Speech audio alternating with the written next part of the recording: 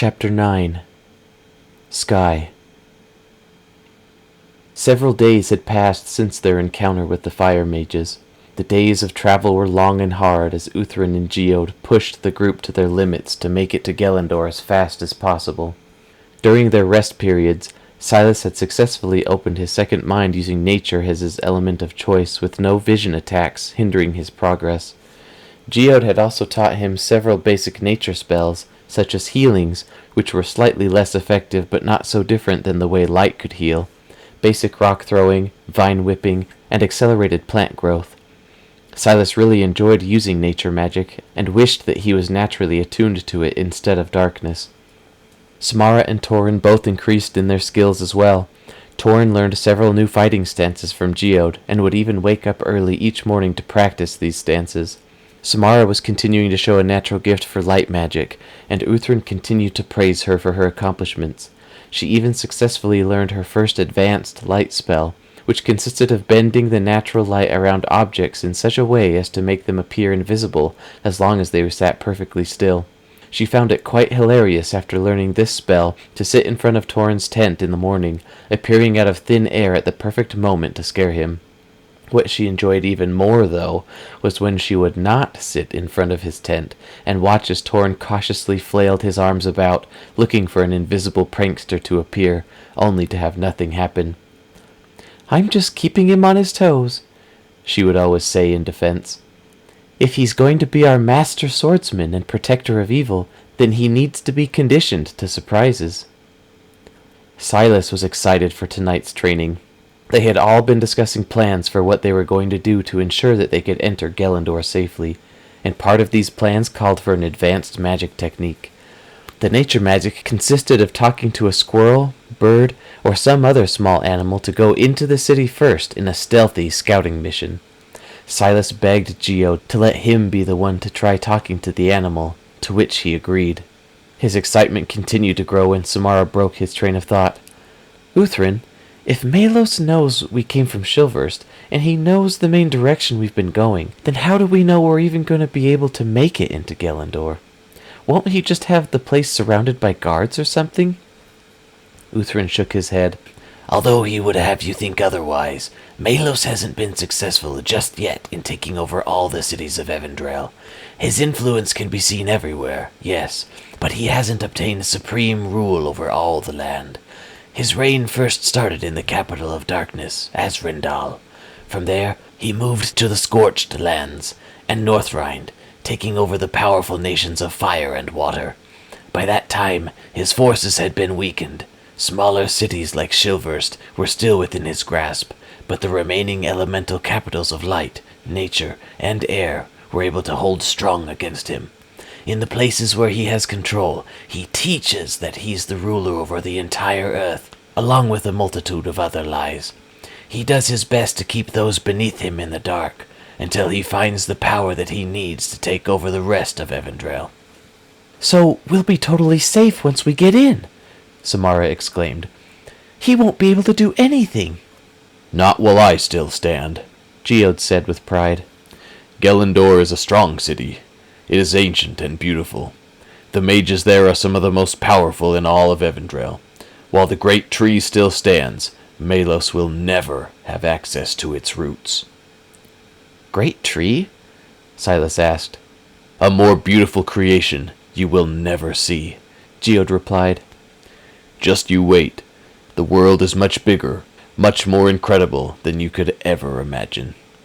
After several hours of walking over rolling hills of grass and trees, a sad sight of destruction met their view. Once tall, proud trees and other foliage that had beautified the rolling hills of the valley had been reduced to black logs. Instead of the green and golden grass they had walked through all morning, weeds, charred ground, dust, and ash took its place. It was a shame.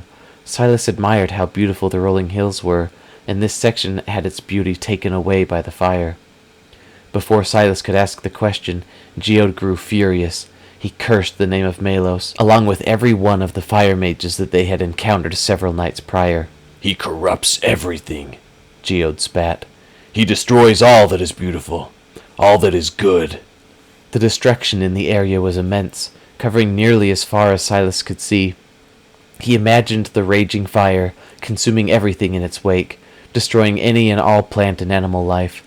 He couldn't be sure how long ago the fire had taken place, but imagined in his mind the rain that they had witnessed at the beginning of their journey putting out the fire, Mother Earth healing herself by stopping the damage from getting too out of hand. They continued walking, and eventually reached the edge of burned ground at the base of a large hill. After climbing the hill, the outer city walls of Gelendor finally came into view across the valley below them.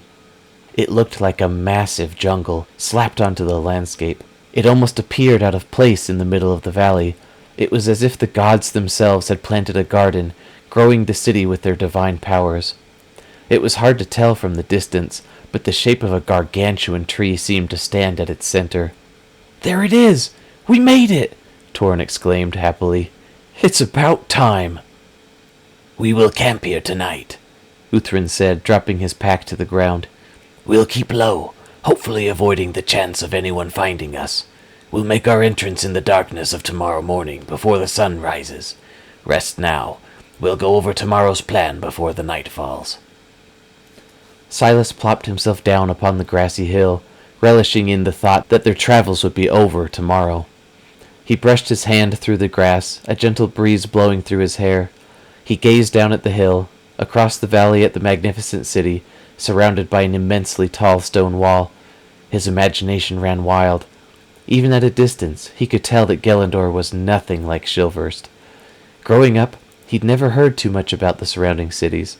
He'd been restricted from leaving Shilverst basically his entire life. He knew his parents had been to other places, but they didn't talk about it much. It was probably to help him and his sister not be sad about never being able to see the world, but he wished they would have been more open. He knew his mom was from somewhere far away, but he couldn't remember the name of the city that she'd let slip once or twice in conversation. Torrin and Samara sat down next to him after preparing their shelters for the night. Guesses about what the great city of Gelendor might look like filled the air around them as they waited for nightfall. As the sun slowly approached the horizon, splashing red and orange across the cloud-filled sky, Uthrin sat down next to them. "Before we enter," Uthrin started, "we'll need to make sure the path ahead is clear. If Malos is planning an ambush, it would be right outside the walls of the city." Geode joined the group, plopping himself down next to Silas and slapping him on the knee. "Geode and I have decided to rely on the eyes of two separate scout animals," Uthrin continued. "one by air and the other by ground. Once they return and report, we can then cautiously make our approach. Once directly outside the wall, we can use the light to teleport inside the city. After entering, we will immediately seek out Queen Nidria and relate to her the events that have transpired. Hopefully, she will then lend us her aid." Uthrin looked directly at Silas. "Are you still wanting to attempt to speak to an animal? It will be difficult. It's not easy to convey complicated messages to simple creatures." Silas looked up at Geode, who gave him a nod. He returned his vision to Uthrin with a confident smile. "I won't let you down." "Very well. You've been improving immensely. I have faith in you." Uthrin pushed himself to his feet. "I'd like to have a short training session with both Samara and Torrin. Geode will teach you what you need to know for tomorrow. May the light be with you." Waving to Samara and Torrin, the three of them retreated, leaving Silas alone with the powerful nature mage. Geode crossed his legs, moving his hands to his knees in a sort of meditative position. "Are you ready?" Silas turned his body to face his master, reflecting his position with his own. "Ready." The first thing you need to know about speaking with animals, or plants for that matter, is how to first get them to listen. With plants, it's not so hard. They're bored sitting all day and night where they've been planted. Some species will talk your ears off. With small critters who are busy looking for food, a mate, or 100 other things, it gets a bit more tricky.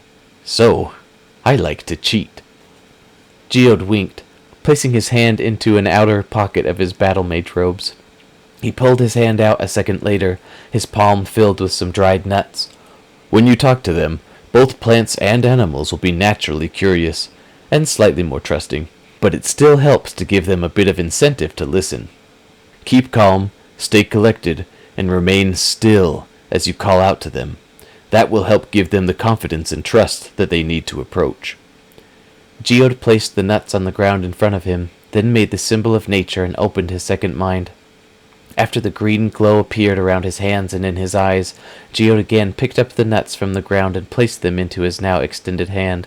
After opening your second mind, focus your senses on all the living things around you. Focus on the life energy of the grass, the trees, the bugs beneath the ground, and everything that contains the spark of life. Once you've found the creature that you want to speak to, narrow your focus down from all the things around you to just that one creature. Once you have it in focus, address the creature with a friendly salutation. My preference is a polite, "Hello there."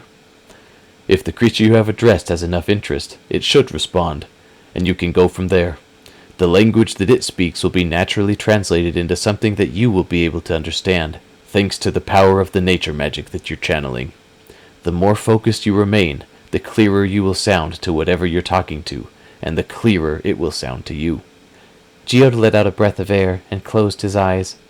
After a few moments, he opened his eyes and looked around, a strange expression on his face. "What's wrong?" Silas asked. Geode didn't reply, but kept looking off into the distance, the same strange expression deepening on his face. Finally, he turned to Silas and opened his mouth, but must have had a change of thought when he replied, "Never mind. Sorry to keep you waiting." Geode again closed his eyes, but the expression never left his face as he continued his search for a nearby creature to grab the attention of. About a minute later, he smiled and reopened his eyes, then turned his head toward Silas's left and gestured for him to look. Silas slowly turned his head and saw a small chipmunk cautiously approaching them. It stopped moving upon seeing Silas turn his head and sat back on its hind legs, ready to bolt the other way at any sign of oncoming danger.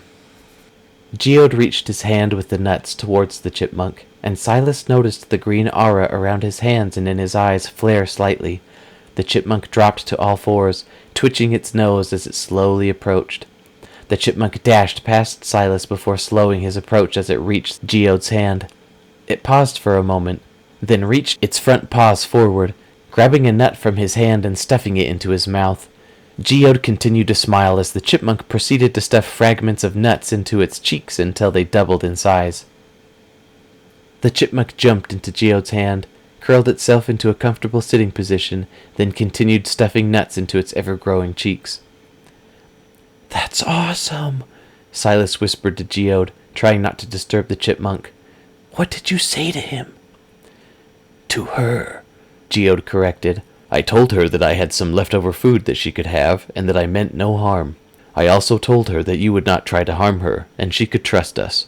Remember, animals only have a couple of simple goals in life, and making sure that they have enough food is one of them, so coaxing them with food is usually not too difficult. Would you like to try?" "Yes, please. What do I do?" "First, connect your second mind to nature. After that, extend your focus out amongst all the living things around you, as I explained before. We'll start there." Geode reached his other hand forward and stroked the top of the chipmunk's head, which it seemed to enjoy. Silas made the symbol of nature with his hands and moved his inner life from his stomach into his head. His second mind opened, attaching itself to the influence and power of nature. He was always a bit nervous about having another incident with unwanted visions intruding, but thankfully no such luck this time. The nature magic flowing within him quickly agreed to the suggestion to connect with the living things around him. He was surprised to feel how much life was within an arm's reach. The grass sat still, motionless, careless to everything else that was surrounding it. Ants continued busily working, intent on finishing their endless list of tasks assigned to them by their queen. The trees swayed gently in the breeze, docile but ever watchful for danger, ready and eager to protect anything that needed its shelter. A slew of other plants and animals crossed his mind, to which he simply observed in passive awe as they continued their activities in peace. One such event was not too peaceful, however. Silas winced slightly as his mind crossed upon that of some warrior ants ruthlessly taking over a small beetle. They bit the beetle and climbed over it with overwhelming numbers, suffocating it beneath their combined weight until it finally succumbed to its awful fate. The ants then proceeded to carry the beetle carcass triumphantly back to their home, an offering to their queen, no doubt. Some promotions are in order, Silas thought to himself. Like he had been tossed into an icy lake, A powerful, cold feeling suddenly swept over him. The cold was radiating down upon him, as if the moon was producing its own coldness and was shining it down upon him like an icy sun. Silas opened his eyes, startled at the strange feeling. You feel it too? Geode asked, noting the expression on Silas's face. Silas turned and looked behind where he was sitting. The hill that they sat upon was thick with trees and foliage. Whatever it was, he felt seemed to be coming from the grove of trees in the distance. He peered into the shadows of the trees, trying to see if anything was watching them, but ultimately saw nothing. I felt something, but I have no idea what it was. A cold feeling, like the sun turned to ice? Geode asked. His description matching almost exactly what he felt, Silas nodded. Geode again peered into the woods behind where Silas sat for several moments before turning his attention back to him. Very curious, Geode whispered. Try focusing back on the chipmunk. I don't believe that we are in any danger. You know what that feeling means? Silas asked. Maybe, but I'm not sure. It would be quite extraordinary, to say the least. Yet again... Geode shook his head. Never mind. Let's continue with your training. Silas closed his eyes again and reached out to the living things around him. He strained momentarily back into the trees to see if he could find the strange cold feeling again, but it was now gone. He eventually gave up and returned his focus back to the chipmunk. Focusing on the small animal in Geode's hand, he felt his conscience brush up against the chipmunk's. The chipmunk immediately reacted, raising its head up and looking straight at him. Silas felt the magic flowing within his body, agreeing with his desires to communicate with the creature. Silas focused his thoughts, then willed the words to weave themselves into the magic. "Good evening, miss." The chipmunk again intently focused upon Silas until he felt a string of words enter into his thoughts. What you want? Silas twisted his face slightly. Was there a hint of annoyance in that translation?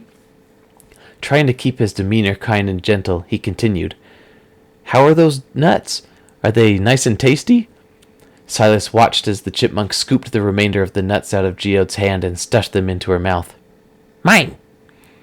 No, I don't want to take them from you. I was just wondering if you liked them, which I guess is kind of obvious. Silas had never seen a confused look on a chipmunk before, but looking at the face that was staring back at him, he knew that the chipmunk had no idea where he was going with all of this. Sensing the struggle between Silas and the chipmunk, Geode reminded him that he needed to keep his queries simple and to the point, and his questions and sentences short and polite, otherwise she would just lose interest. He thought for a moment, then reached into his pocket and pulled out a small coin. Extending it outward and allowing the light from the now almost setting sun to glint across its reflective face, he asked, "Do you like shiny things?" The chipmunk perked its ears up slightly and leaned forward in Geode's hand. Shiny? "Yes, shiny. I'll give this to you if you want it." I want shiny. "Okay, come over here and get it then. I won't hurt you." Hesitating for a moment, the chipmunk turned to look at Geode for approval. Geode guessed what their conversation might be consisting of and gave a reassuring nod, then lowered his hand to the ground. She slowly crawled out of his hand and made her way closer to Silas. Keeping her weight on her back feet just in case the need for a quick getaway arose, she continued to crawl closer and closer. "It's all right. I won't hurt you," Silas said, slowly lowering his hand to the ground and rotating the coin back and forth with his fingers. "Come and get the shiny." She finally crossed the distance between them and cautiously reached her front paws out to grab the coin.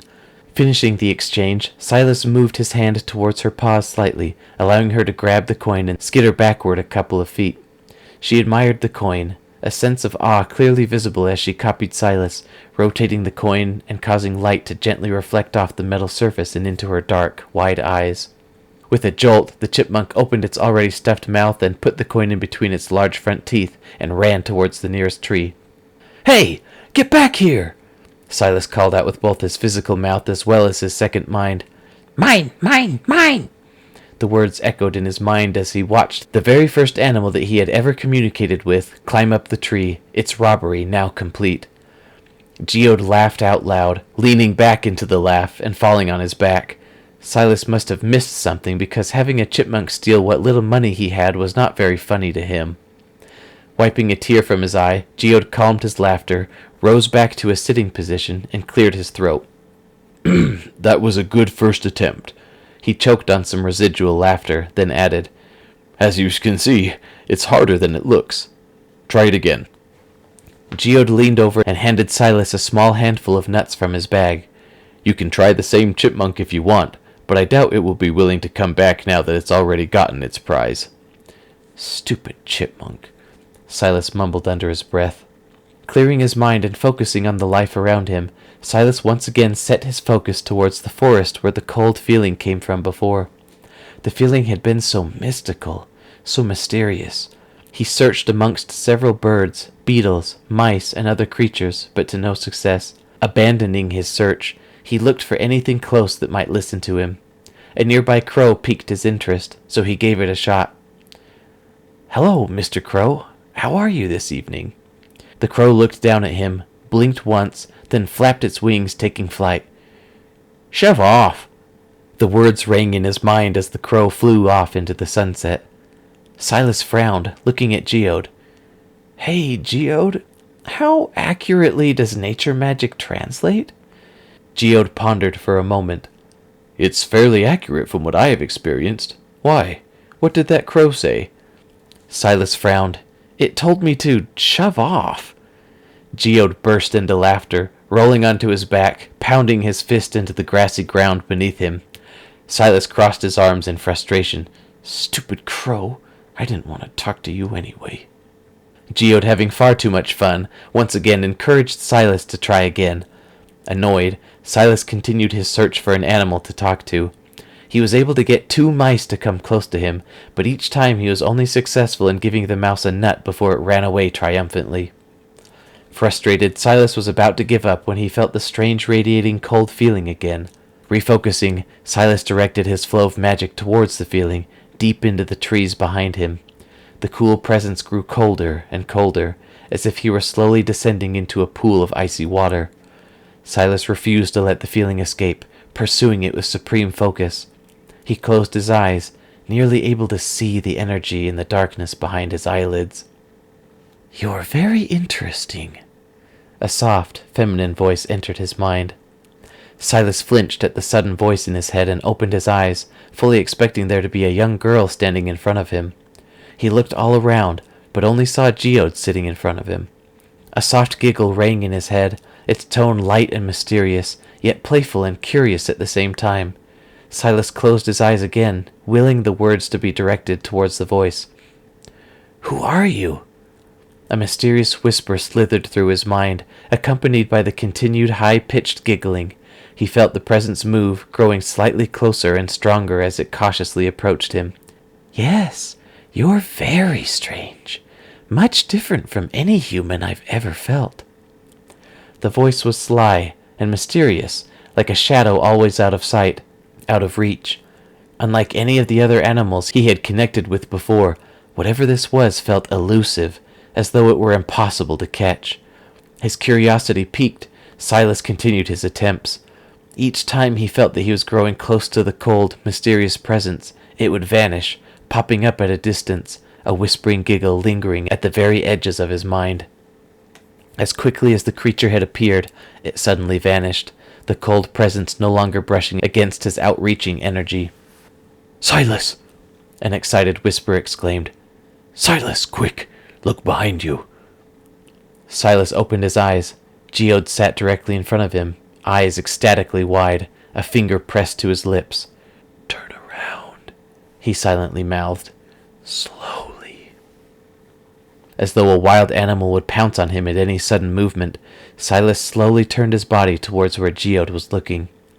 Sweat began to form at the base of his neck, anticipating an angry bear or other dangerous animal to be staring at him. The gaze of his second mind was the first to catch a glimpse of the creature, followed shortly by his physical eyes. Lying low in the tall grass behind him, he saw what looked like a young fox. The fox's appearance was unlike any that he had ever seen before. Its fur was light purple, reminding him greatly of a toned-down version of the glow of darkness magic.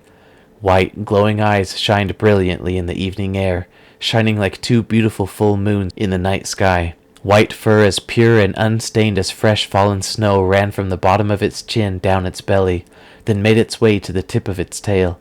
Its paws were also white, along with white crescent moon-shaped patches of fur around both of its wide, glowing eyes.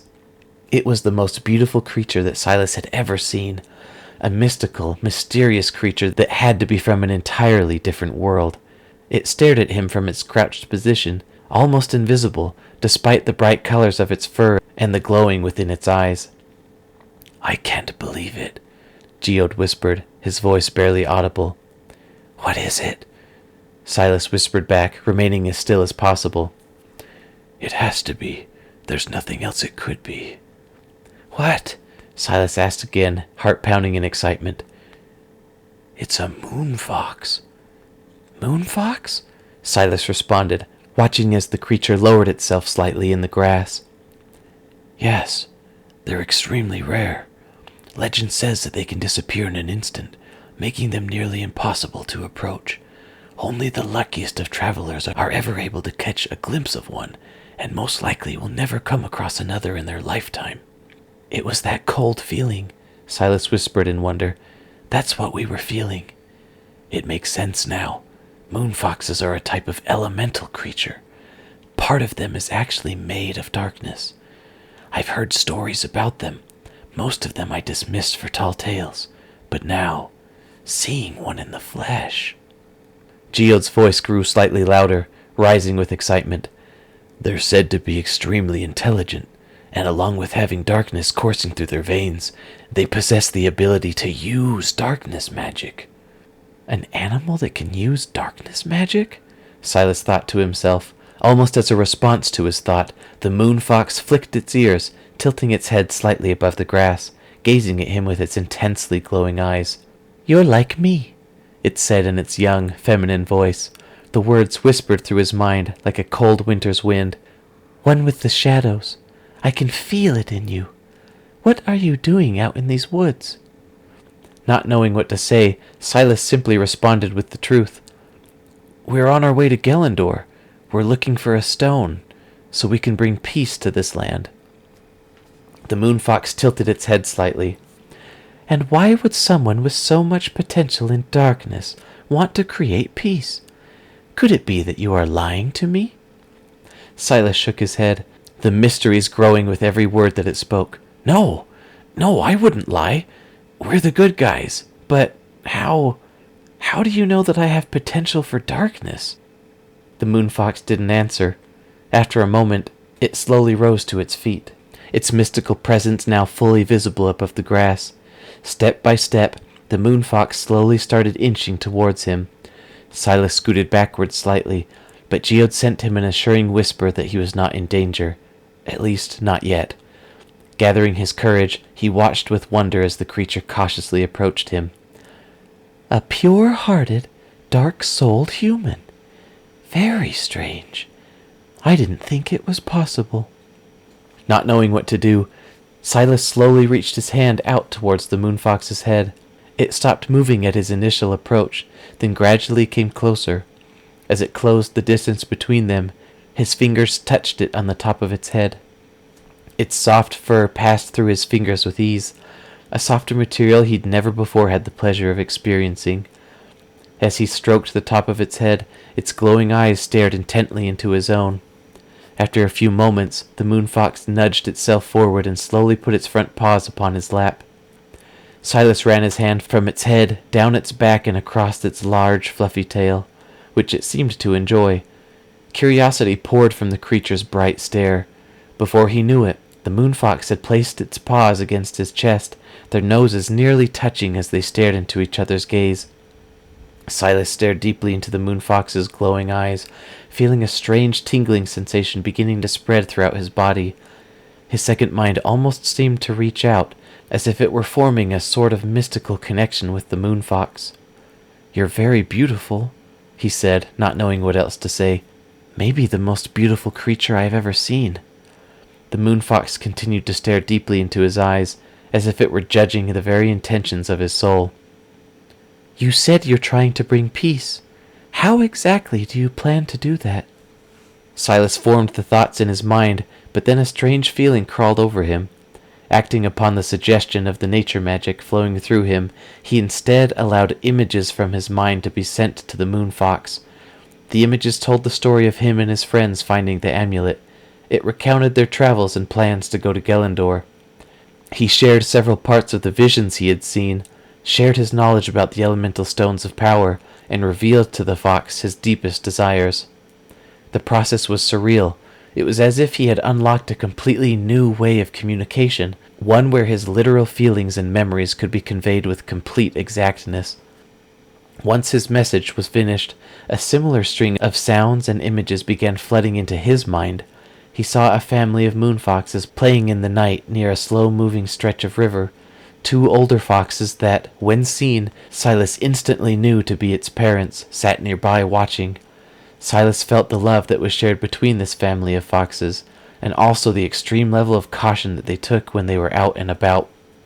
Silas instantly knew of the dangers that moon foxes faced every day, the knowledge that they were extremely valuable to hunters instantly becoming truth in his mind. He felt a false sense of security pricking at the edge of his mind, due to their ability to disappear into the shadows at a moment's notice, using the darkness magic that lived within them. Feelings of happiness and playfulness swam through his mind as the memory continued, but changed all of a sudden as new images flashed across his vision. A band of men, not simple hunters this time, had surrounded them. Before they could react, a bubble of darkness magic formed around the area in which they were playing. As they had done many times before when confronted by man, the Moon Fox family tried to use their natural magic abilities to disappear into the shadows. After disappearing, they scattered, each one of them attempting to escape. But it was no use. Something about the layer of darkness magic that surrounded them hindered them from passing through. Silas felt terror coursing through him as if it was his own. The panic of not being able to escape became real, as if he were living the moment right then and there. His heart raced, the frantic and primal urge to get away being denied. He watched as the layer of magic that surrounded them began to close in, forcing them to move closer and closer to a center point. The men around the circle also walked inward, evil grins painted on their faces as their plans came to fruition. The scene continued to get more dire, the intensity of fear more severe, until the circle became small enough that the entire family of foxes were all huddled together with no room to run and hide. Silas felt the comforting words of the mother and father Moonfox, each telling the young ones that everything would be all right.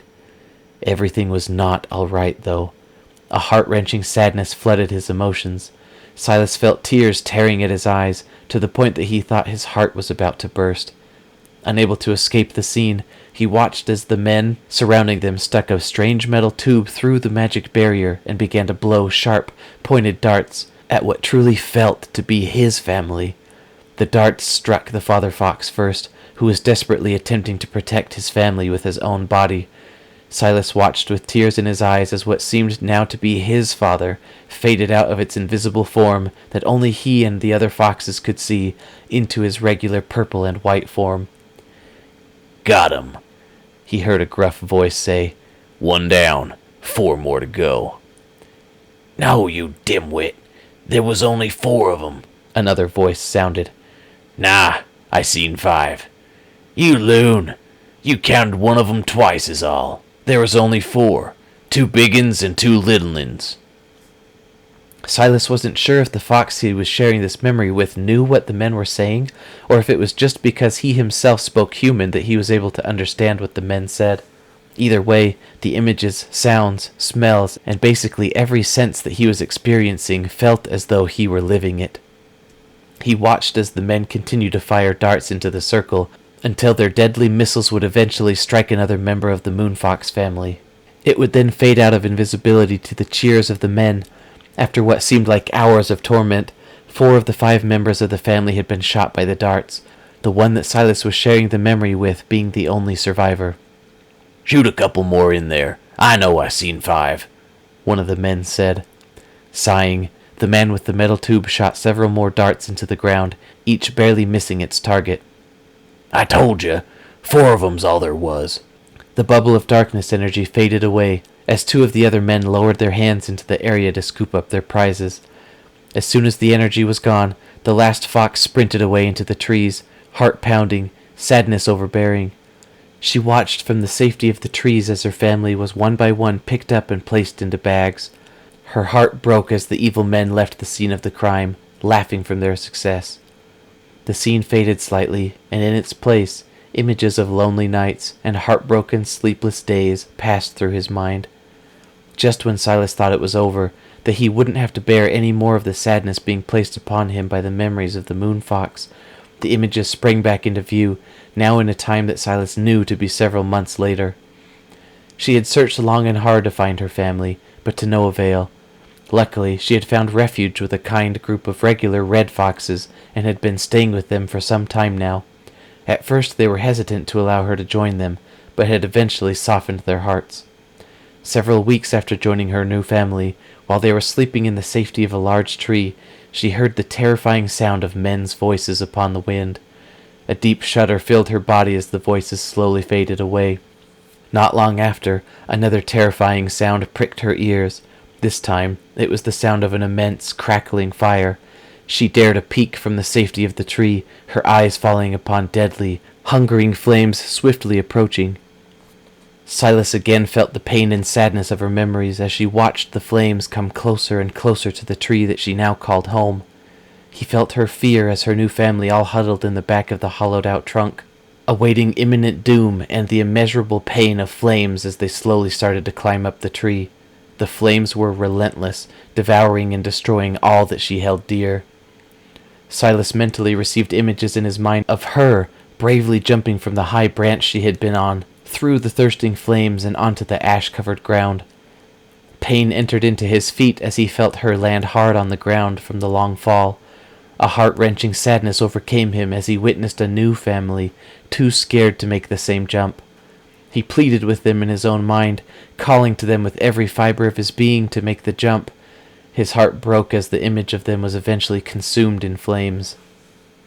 The images slowly faded, the view of his surroundings and the moon fox once again returning. "I'm so sorry," he said, his voice choked. "You've been through so much." "Twice I've had my family torn away from me," she replied, a quivering in her voice as it was transmitted to him. "Both by the evils of men." Her eyes flashed as she looked at him, her thoughts now her own as they mysteriously swam within her. "But you are different. I felt you several days ago as I was wandering. I got curious, so I followed with caution. Later, you connected with the darkness, which was even more surprising." The moon fox slowly pulled away, sitting down in the grass in front of him. Soft whimpers escaped her, her emotions obviously colliding in a massive mess. Silas brought his head up close to hers and rubbed his cheek against the side of her face. Tears again began to flow from his eyes as she returned the gesture, caressing her head with his. He wrapped his arms around her and brought her close to his chest. They embraced, man and beast, in an intimate and love-filled moment, one that would change Silas's life forever. Comforting each other, Silas began to sob out loud as he tried to take the pain from her and place it upon himself. After allowing his emotions to be released, Silas pulled away from the moon fox. "That's why we're out here," he said softly. "We are here to stop people like that. I wonder, would you want to be a part of a new family?" "A new family?" "Yes. We'll take care of you. You can come with us on our journey, and we'll be your new family. You don't have to stay out here by yourself anymore, and we won't let evil men ever take anything else away from you." She looked at him, her eyes glowing in the darkness that was quickly starting to surround them. "Yes, I think I would like that very much." The tears again welled up in his eyes as his offer was accepted. A smile of pure joy he had not felt in a long time, crossed his face as a powerful, strange sense of magic seemed to swirl within his body. "Do you have a name?" Silas asked. "A name?" she responded, an edge of confusion in her voice. "Yeah, something that I can call you. You can call me Silas, That's my name. Silas. That's interesting. I don't think I have a name. At least, not that I remember. I was very young when my family was taken from me. I'm still quite young in all reality. Silas thought for a moment about an appropriate name for his new companion, something feminine that fit an animal. As he pondered, Silas looked up at the setting sun. It was just below the horizon now, beams of light splashing from behind a large cloud that was covering it. Golden rays passed through the clouds with beautiful, bright pink, purple, and orange hues filling the sky. Silhouettes of the mountains in the distance radiated a light blue, with pink light splashing behind them. How about Sky? Do you like that name? Sky. Yes. I love it. Silas smiled. Welcome to the family, Sky. I'll have to introduce you to everyone else. You can trust them. They're all good people. They won't try to harm you in any way. Silas placed his hand behind one of Sky's purple ears. A strange sensation filled his mind, as though a powerful, unbreakable bond had been formed between himself and Sky, one that was infused with the very powers of nature. Sky's heart, once broken, now mended, beat in tempo with her new companion. She crawled into Silas's lap, curled into a ball, and peacefully closed her bright, glowing eyes. Silas continued to pet the top of her head, a new feeling of wholeness filling his heart. Geode slowly stood, approaching them with his mouth wide open. Sky made no sudden movements, fully trusting that a friend of Silas was a friend of hers. Silas, this is incredible. What happened? Geode stammered, still flabbergasted at what he was witnessing. Silas wasn't sure what had happened. He explained the best he could how they had seemed to share memories with each other, and did his best to describe the strange, magic sensation that still coursed through him. Sky, Geode said as Silas finished. That's a beautiful name. Fitting for a moonfox, too. I think, Silas, you might have just used nature to cast a very special spell. We still aren't sure exactly how it works, but basically, what happens is that the nature magic within you actually causes a bond between two living sources. Once you have been bonded with your companion, you can share memories, sights, sounds, emotions, and senses with them, even over great distances. It's a very special spell that not many people have had the privilege of enjoying. You should consider yourself very blessed. Geode put his hands on his head, taking several steps backward. I still can't believe it. Silas, it's extremely rare to even see a moonfox in your lifetime, and you've just bonded with one. His thoughts and feelings overwhelmed, Silas allowed the nature magic still flowing within him to be released. As the magic faded, his connection with Sky seemed to remain, as though he had gained an extra sense. He sent some thoughts towards her, but no response came. Frowning, Silas looked to Geode for answers. Do I have to have my second mind open every time I want to talk to her? Without the nature, it seems like she can't hear me anymore. Geode sighed. Unfortunately, you will need to connect to nature to communicate. She will always speak a language foreign to you, and you will always speak human. However, I do have good news for you. There's a way to enchant spells into items so you can sort of bypass that step. Most mages use this technique as an offensive or defensive tool for emergency situations, such as putting a shield spell into a ring or a fire blast spell into a staff or amulet. It comes in really handy, allowing you to cast a spell without needing to open your second mind. I don't personally know how to enchant items, but I know someone in Gelendor who does. That would be great, Silas exclaimed. Then we could talk whenever we wanted. Geode smiled. You did good tonight, and I think we found a pretty good ground spy for our mission tomorrow. Silas looked down at his new companion, a loving smile crossing his lips. Yes, I believe we have.